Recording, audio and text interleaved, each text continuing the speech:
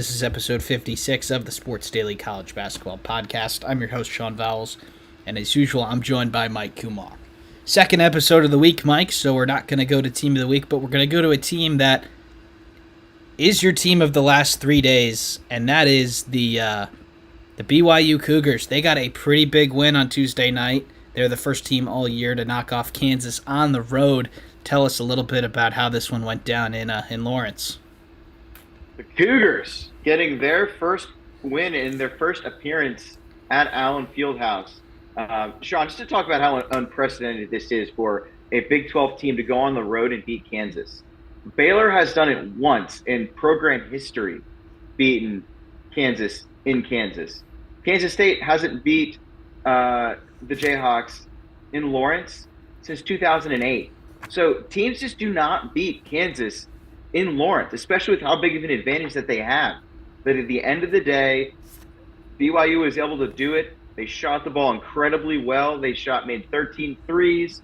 They made a lot of free throws. And then they also competed with Kansas on the rebounding end. They didn't win the rebound game, but they also only turned the ball over 7 times. Just played really good, clean basketball. And hats off to the Cougars. It seems like there's a lot of issues. Sean, we'll talk a little bit about Kansas. But let's just highlight, I thought a couple of weeks ago, it felt like to me that Brigham Young was really fading away fast. And they've really responded since then. They got a nice win against Baylor at home.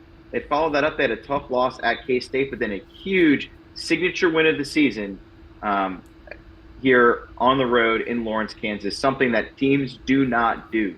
They do not beat Kansas at Allen Fieldhouse. This is probably a whole seed line higher just because of this game individually for BYU. And you got to give them credit, Mike. They dealt with foul trouble all game. They made 9 twos the entire game, and they won. Now, they made 13 threes and 19 free throws, but 9 twos. Kansas made 20 twos and 3 threes. That's why they won this game. They were able to shoot the 3.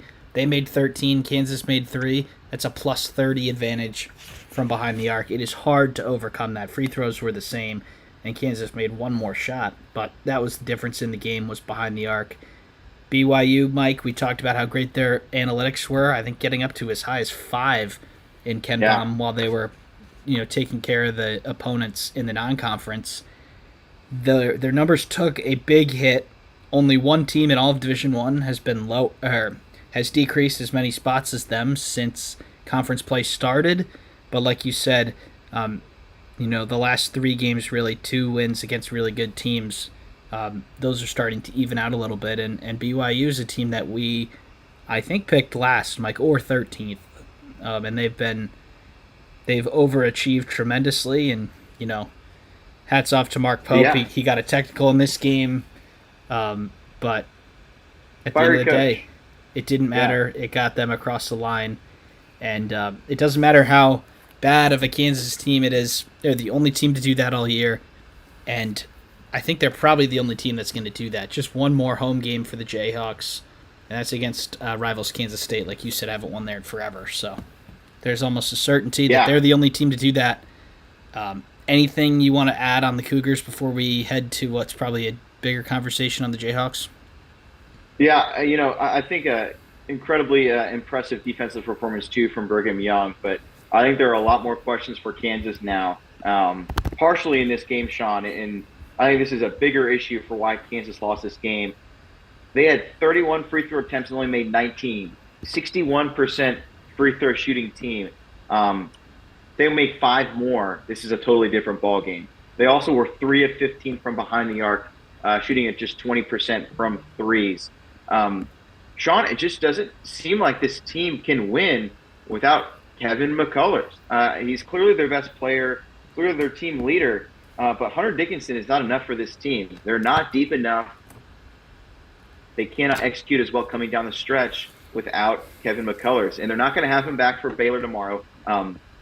This is a huge concern. And also, this is a more competitive Big 12 than any other Big 12 conference ever, which is saying a lot because of how good the conference has been in the last several years. But with that being said, Kansas has never lost more than 6 games in a regular season conference season in the Big 12 since Bill Self has arrived on campus. So they're in danger of losing their seventh tomorrow.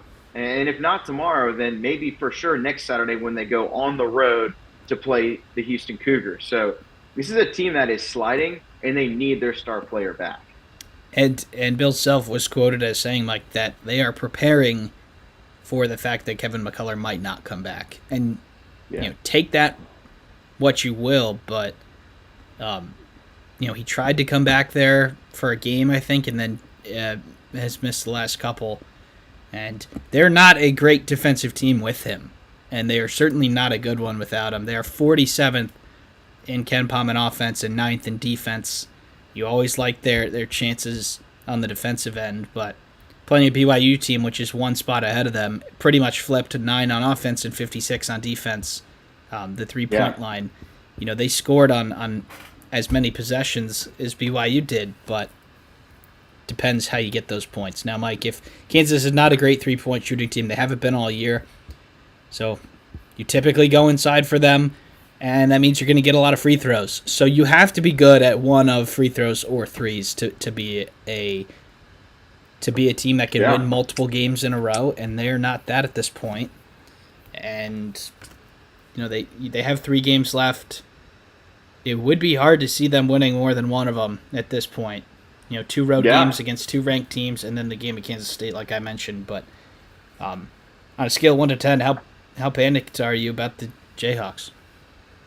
I'm about at an 8, Sean. And this all really depends if we can get a healthy Kevin McCullers coming back. But if you have a healthy Kevin McCullers, this is a national championship team.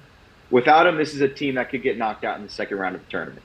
And you got, like we said, Sean, 2 games, which I think they'll lose coming down the stretch. And the other one against a streaking Kansas State team. Kansas State team that's been playing well lately, that's going to be ready for this game. And they're going to need it, too. Yeah, I think you never know, Sean. Kansas could go finish this Big 12 regular season 9-9. I do not think it's out of the picture. Now they could also go 12-6, and make us really eat our words. But this is just not the same team without McCullers, and I don't see them beating Baylor nor Houston. Yeah, their analytics certainly do not like them to. Mike Bart Torvik has Houston as a double-digit favorite over the Jayhawks. Baylor by 3. And then Kansas by 10 against the Wildcats. So we'll see how, not entirely sure if McCullough being out is baked into those numbers. But you certainly wouldn't be shocked if the Jayhawks just they could play pretty solid the rest of the year, honestly, and finish 1-2. And that is, the alarming part about this. They still have some great wins. They'll still be, at the very worst, a 4 seed maybe if they lose out and lose in the first round of the Big 12 tournament. Still going to be favored, still going to be against a team that you're probably going to beat in the round of 64, but the margin for error wasn't big anyway, and now you've lost your best players, so I'm going to have to figure out another way to win. But Mike, we're going to go to the SEC, and a team that played Kansas in the Champions Classic way back in November, and that's the Kentucky Wildcats. Very streaky season, but Mike, I think they're starting to find their feet. They drop 117 on Alabama, like we said, and then they get a very impressive road win at Mississippi State, 91-89. An incredible up-and-down game. How about this one from Kentucky? Yeah, I was watching the first half of this game, and I thought that Kentucky was going to lose by double digits. So certainly a resilient comeback win, and people sleep on this Mississippi State team. They're probably a tournament team. They're right on the bubble right now. But it's a good team. So people that are saying that, here we go, Kentucky again, playing, a bad team. No, Mississippi State's actually a good team. They're a favorite in this game. Exactly. So this is not a bad tight game for Kentucky. So, maybe they are, Sean. They've got a couple of easier games. I think this week they got Arkansas at home, and then senior night they got a pretty bad Vanderbilt team. And then the following Saturday, I think we're going to learn a lot about them. They're going on the road to Knoxville to take on Tennessee. Probably their toughest game of the year, to be honest, Sean, at this point. So I like where Kentucky is trending. Certainly a little bit less of an offensive output against Mississippi State, and they still had 91 points. So this is just such an explosive offense. you just wonder if they're going to get cold. And I think that's your biggest worry is going into the tournament. What is the game that Kentucky can't shoot the daylights out of the ball, and what happens in that game? Yeah, there's a couple of concerns coming out of this one. Like you said, Mississippi State is, I'm hoping to do a projection before the games tomorrow, so maybe a 9 or 10 seed. I doubt they'll be in the last 4 in, but they're 19-9, and their best player, Tolu Smith, has missed the entire first half of the year, and they're 9-7 since he came back in SEC play. They have a bunch of good wins. He seemed to cause some issues there, like a true post 5. Ivicic, had a couple blocks, but Tolu Smith got 21-10 pretty easily. And then Josh Hubbard, the 5'11 guard from Mississippi, 34 points. He went shot for shot with Reed Sheppard. And unfortunately for Mississippi State, Kentucky had the ball last. And Reed Sheppard won the ball game. 32 points off the bench, 32, 7, and 5. He's probably the only team he's not starting on in the country. But like you said, Mike, Mississippi State was up, I think, 12 at the beginning of the second half. Kentucky came all the way back. We're up by 7 with 48 seconds left. And then Mississippi State tied the game until Reed Sheppard won it late. But another really good basketball game. I tend to lean towards that most times I watch Kentucky. And, at the end of the day, they came out on top, like you said, a couple easier games next. And there's a slight chance that they could be playing for a share of the title on that final day when they go to Rocky Top. Yeah. Unlikely with 2 teams 2 games ahead of them, but both of those teams do play, a couple good teams, including each other until then. But got to feel good about Kentucky compared to where we were a couple of weeks ago with them. Yeah, now, Mike, even just a week ago. Another game in the SEC that caught a lot of attention for the right reasons was Auburn against Tennessee. This was Wednesday night. Yeah. Game was pretty tight down the stretch, but Dalton Connect gets Tennessee across the line. He ends up with 39 points and 25 points in the last 12 minutes of basketball. How about this one from Tennessee? They get the job done at home, and they're nearing on a number 1 seed. Yeah, how about Connect? Unbelievable second half in that game. What's not going to be talked about much is that he was 10 of 12 from free throws. So he got fouled a lot, and he made his free throws. Really impressive stuff for the Volunteers. And like you said, Sean, I think they are nearing in. There are a couple teams that could get that number 1 seed, that last one, maybe Marquette. But I think Tennessee's starting to lock into it. This was such an impressive victory for the Vols, and you like where they're going. I thought Auburn played a really good game in this one. They had a lot of diverse scoring, 5 players in double digits in this game, and 2 of them weren't even starters. But Tennessee just played a better game. They shot the ball really well. This is one of the better offensive teams in the country. SEC, very offensive-heavy conference this year. But, yeah, kudos to Tennessee. They seem to be playing really, really good basketball right now. Yeah, Mike, they play 3 ranked teams before the end of the year. They're probably 5th overall right now in the seed lines, and Arizona is 4th. But if Tennessee wins these games and then wins the SEC tournament, they're definitely a number 1 seed no matter what else happens. You have North Carolina and Arizona who play in weaker conferences and might be there right now, but, Tennessee, it's theirs if they earn it. And North Carolina could win out the rest of the way, to be honest, and they might not get it, and same thing with Arizona. But Tennessee, they've got the Rick Barnes defense, but now they actually have a team that can put the ball in the bucket. And that has not always been the case there in Knoxville. Yeah. But I'll flip it over to Auburn. The question is always... Or go ahead, Mike. Go ahead. No, I want to go to Auburn, so yeah. The question that's always going to loom over Tennessee in the Rick Barnes era is, can Rick Barnes get his team deep into the tournament? He's underperformed in the tournament pretty much his entire time at Tennessee. He also did it for the most part in the later years at Texas. So we spent about the last 15 years where Rick Barnes has not been a great tournament coach. Let's see if they can turn it around this year in Rocky Top, get a 1 seed, and then maybe try to steamroll their way through the tournament. There is, Mike, probably a player on Tennessee, Dalton Connect, who is, at the very least, the second best player that Rick Barnes has ever coached. And if you are putting 2 and 2 together, the first is Kevin Durant. Not sure. Kevin Durant, yeah. Not sure Connect is there yet, but no, but he might be as effective of a college scorer as Durant is. They don't really run plays for him. He just gets his own shot most of the time. Rises up from the mid range, hits the three. They whatever they've tried has not worked. Now, I think we'll flip it over to Auburn, Mike, and Auburn's had a lot of impressive victories this year, but looking back at their schedule, they only have 2 wins over tournament teams at this point. So do you think that they're kind of, getting fat on the bad teams and failing to really get going against their 2 tournament wins were Alabama by 18 and South Carolina by 40, but they're like 2-9 against tournament teams. So do you think Auburn's a little bit fraudulent?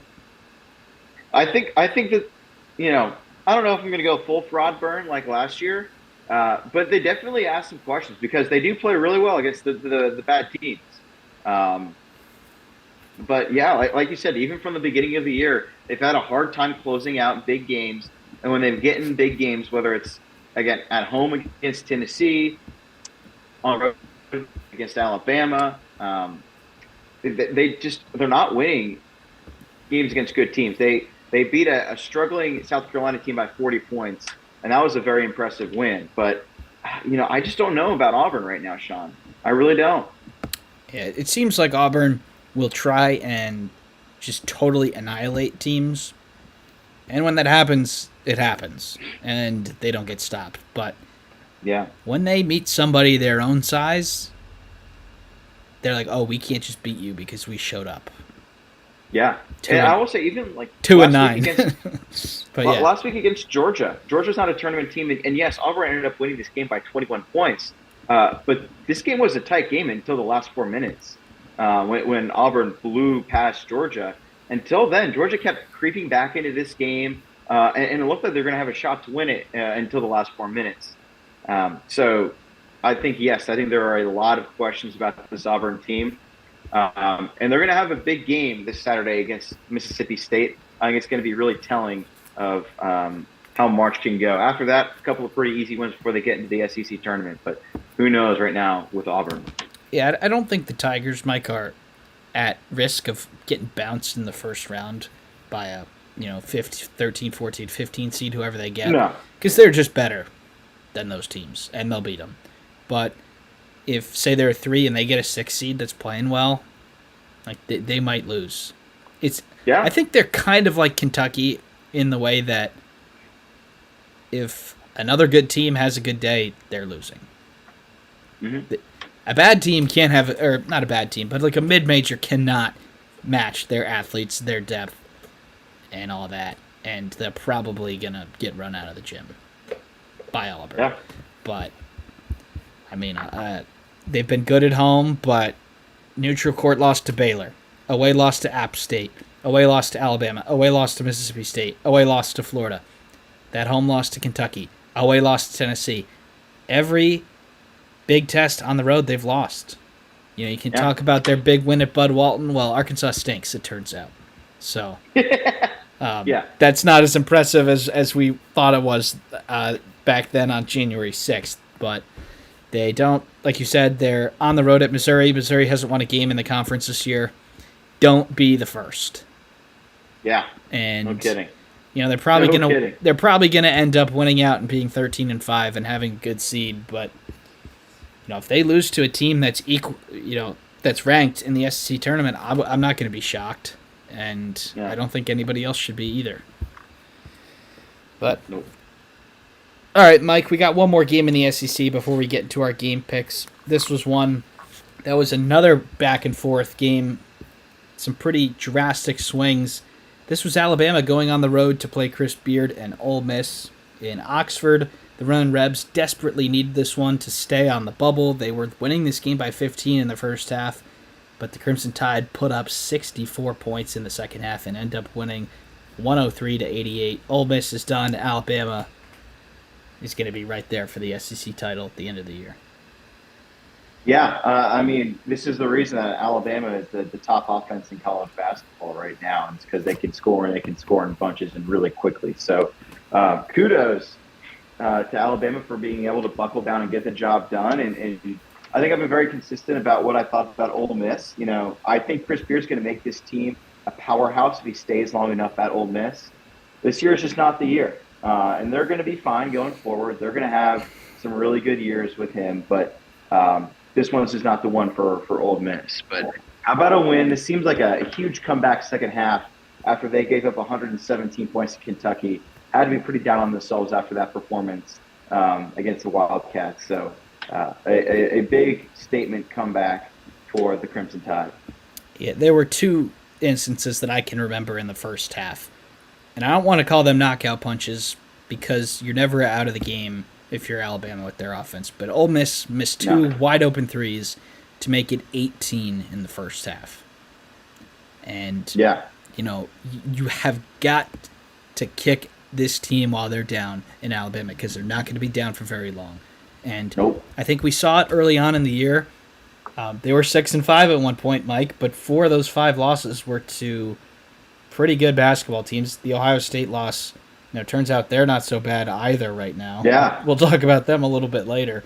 But they lose to a good Clemson team. They lose to Purdue, Creighton on the road, Arizona. Neutral, away, neutral after that home loss to Clemson. Those teams are 3 of the best teams in the league, in the country. They kept them all close, which helped their numbers. I think they're still KenPom top 10 at 6-5, and everyone's like, well, the results have caught up with their numbers. Since then, they're 14-3 with only road losses to Tennessee, Auburn, and Kentucky.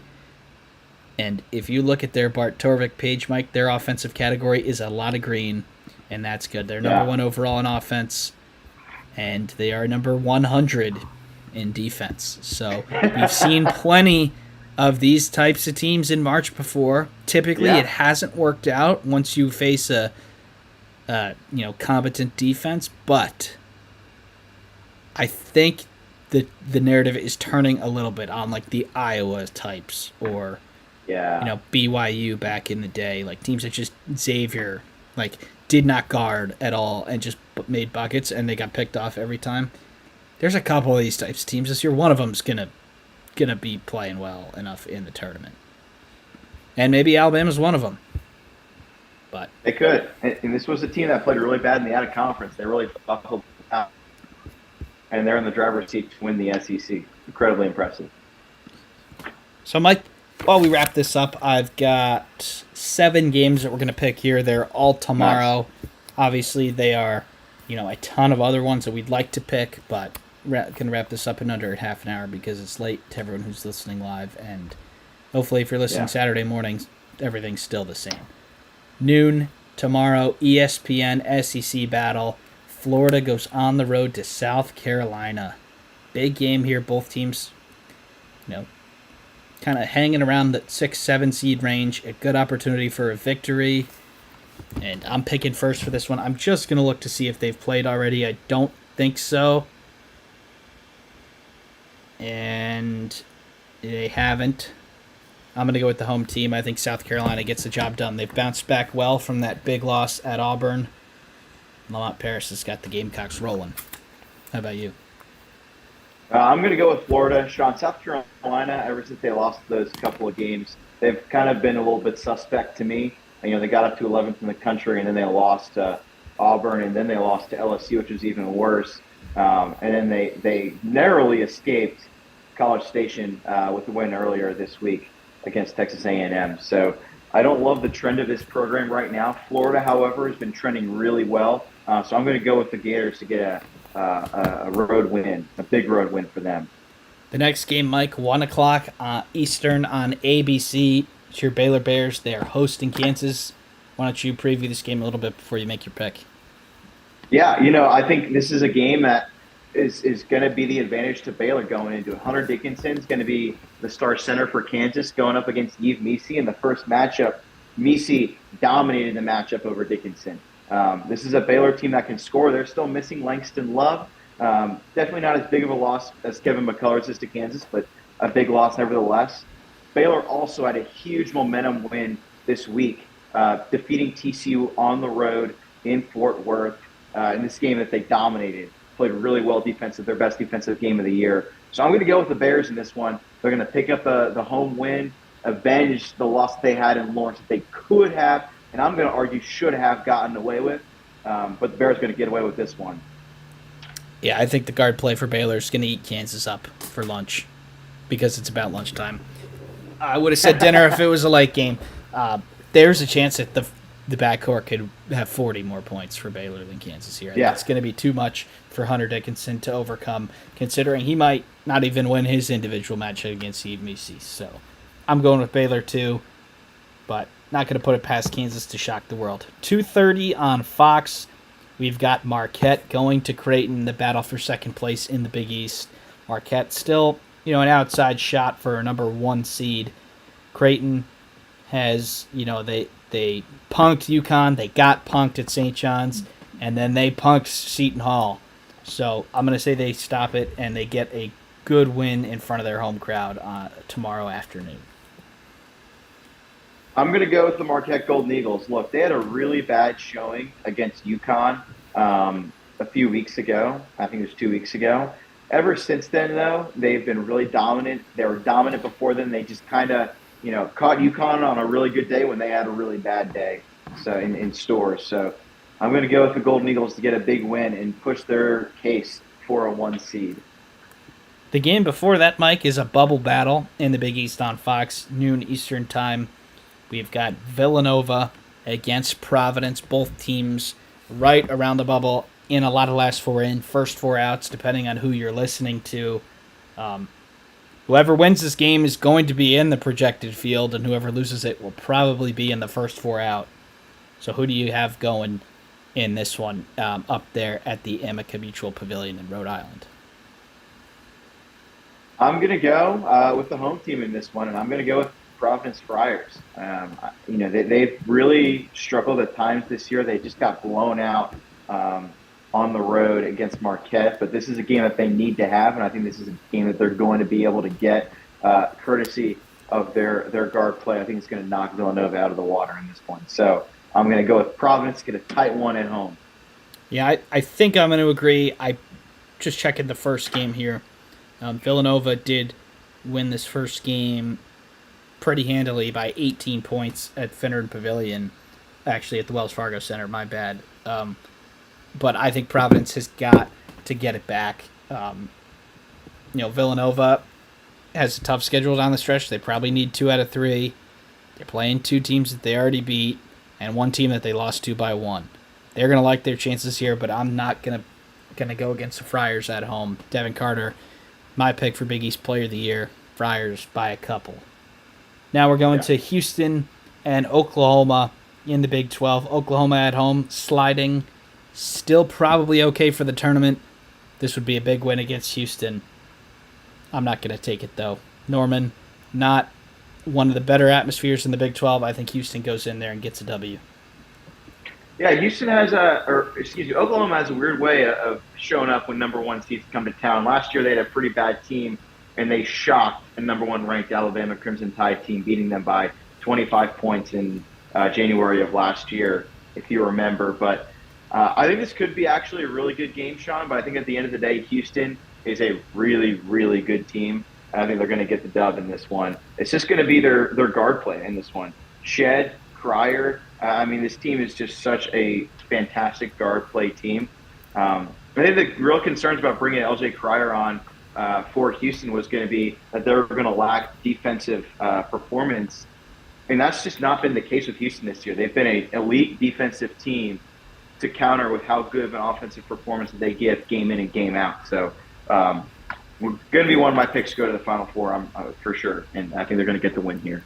And if Oklahoma drops this one, they might be finding themselves a little bit too close to the bubble, especially where things were versus where they are now. Probably, they projected 2 seed at one point this year, and now they are certainly at this point going to be wearing their away jerseys in the round of 64. Mike, we're going to the SEC battle at the same time over on ESPN. Tennessee on the road at Alabama. You're up first. We've talked about both these teams pretty extensively here. Both teams coming off of pretty impressive performances. Who you got? I'm going to take the Tide in this one. I think they've looked really good of late. and I love their offensive output. And so for that reason, I got to pick the Tide. Yeah, we've got. Oh, sorry, got the wrong tab up. Hold on for a second. This is the first meeting of the year between Alabama and Tennessee. Oh no, Tennessee won this game by 20. They did, yeah. In Knoxville, both teams are coming off of emotional highs. The defense for Tennessee ranked fourth. I'm gonna go with the road team here. I think Tennessee gets the job done. They did it once. They can defend. They can now make shots. I think they have enough offense to hang with Alabama, and they have enough defense to get themselves across the line. Last game, Mike, we've got a West Coast Conference battle that might be an NCAA tournament playing game, depending on how you look at it. It's Gonzaga going on the road to Moraga to play St. Mary's at 10 o'clock Eastern on ESPN. St. Mary's won round one in Spokane on a flurry of controversial calls at the end of the game. Gonzaga probably needs to beat St. Mary's once to get into the tournament, either tomorrow night or in the West Coast Conference tournament in a couple weeks' time. But St. Mary's slight favorites at this point. Gonzaga playing better recently. They won at Rupp Arena. They did pick up a quad one victory against San Francisco on the road last night. I'm going to say the Zags go on the road and get the job done here, making the Gales a little bit worried come Selection Sunday. What about you? Yeah, I mean, this is really, really a toss-up for me, Sean. I think if the Gales win this game, it'll probably be a tournament team regardless of what happens during the WCC tournament. It's just, can they get that win? And Gonzaga's been so good since that loss to St. Mary's. They seem to be like a different kind of focused or something. They beat Kentucky to be their signature win on the road at Rupp Arena, and then they've been even more dominant since then. I don't think they've had a game closer than 13 against Santa Clara. So, I mean, you hate to go against a team that is 15-0 in the conference. But I'm going to go with the Gonzaga Bulldogs as well, Sean. I think St. Mary's is a great team, but I think they're going to meet their maker here with Gonzaga, and I don't think Lightning's going to strike twice in this occurrence. This is the last game of the regular season in the WCC, and for those of you who don't remember, the tournament is, structured very weirdly. Gonzaga and St. Mary's they are in the semifinals off the rip, which is quite interesting. It would be better for them if they both meet again in the championship game down there in Vegas. I believe it's in Vegas. It was last year. Yeah, it's in Vegas. This Gonzaga team, Mike, plays kind of like the St. Mary's teams over the years. They don't have the amazing athletes that they usually have. They don't have the 2 or 3 NBA players. Jalen Suggs, Chet Holmgren's not on their team this year. They're playing in the NBA now, so they do typically slow it down. This tempo for Gonzaga is one of the slower ones of the Mark Few era. They are, still top 70, but they're usually much faster. And, that's the way that St. Mary's is 356 in tempo. And I think Gonzaga will be okay if they slow this game down, and they'll just trust their playmakers to get the job done. Graham Ike has been unbelievable, the Wyoming transfer. He is trending towards being the conference player of the year. Kind of might be depending on what happens here, but Gonzaga trending in the right direction. St. Mary's, like you said, have not lost a game since... I keep scrolling back, Mike. They have not lost a game since December 23rd. That is pretty impressive. They started off the season very poorly with a couple of weird losses to some teams that are, quite puzzling, but they have not lost this calendar year. And they are favorites tomorrow night, but should be a good one. That's all the picks that we have for you today. Thank you for tuning in to this episode of the Sports Daily College Basketball Podcast. There'll be a ton of content out